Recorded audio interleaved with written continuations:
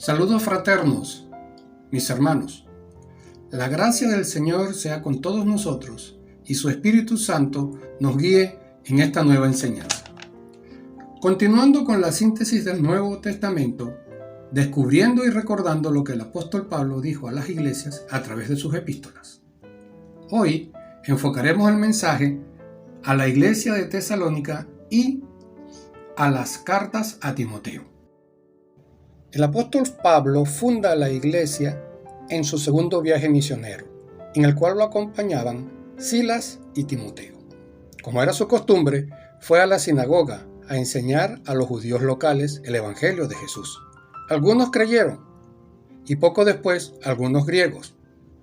Pero hubo mucha resistencia de parte de los judíos no creyentes, y tuvo que salir de la ciudad apresuradamente. Esto debido a la eficacia de su enseñanza. Esto lo podemos leer en Hechos capítulo 17. Un tiempo después, Pablo envía a Timoteo a la ciudad de Tesalónica para saber la situación de los hermanos o creyentes. Al regresar, Timoteo informó al apóstol de los hechos y sucesos en esa ciudad y escribe esta carta en respuesta a ese informe.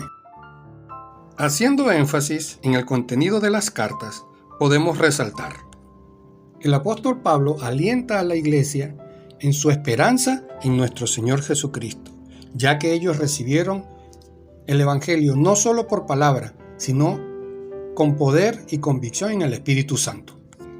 Les recuerda que deben permanecer en pureza moral, como lo escribió en el capítulo 4, en los versículos del 1 al 8.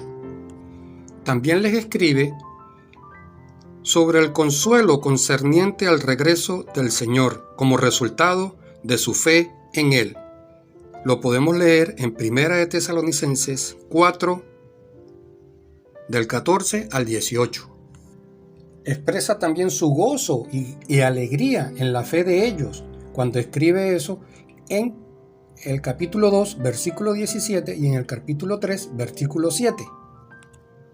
Condena el estilo de vida de pereza. Eso no da buen testimonio.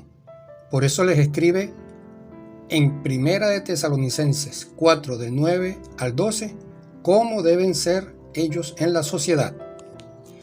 También los exhorta a mantener y a acrecentar las áreas elementales de la vida cristiana, como lo podemos leer en 1 de Tesalonicenses 5, del 16 al 22, que dice: Estad siempre gozosos, orad sin cesar, dad gracias en todo, porque esta es la voluntad de Dios, para con vosotros en Cristo Jesús. No apaguéis al Espíritu, no menospreciéis las profecías, examinadlo todo, retened lo bueno y absteneos de toda especie de mal. El apóstol Pablo envía una nueva correspondencia a la comunidad de creyentes de Tesalónica, como lo dice a inicios de 2 de Tesalonicenses 1:1. En esta segunda carta, Pablo hace mención nuevamente a la venida del Señor y corrige un malentendido que los tenía confundidos. 2 de Tesalonicenses 2, del 1 al 2. Les da palabra para que tengan paz y no sean engañados por los falsos maestros y los falsos profetas que estaban en la ciudad, como lo hace notar en 2 de Tesalonicenses 2, del 6 al 10. Además, les alienta, como dice en 2 de Tesalonicenses 2, del 13 al 15, que están destinados a ser salvos y a compartir en la gloria de nuestro Señor Jesucristo mediante la obra del Espíritu y la fe en la verdad. El apóstol Pablo dejaba miembros de su equipo para que supervisaran a las iglesias recién comenzadas.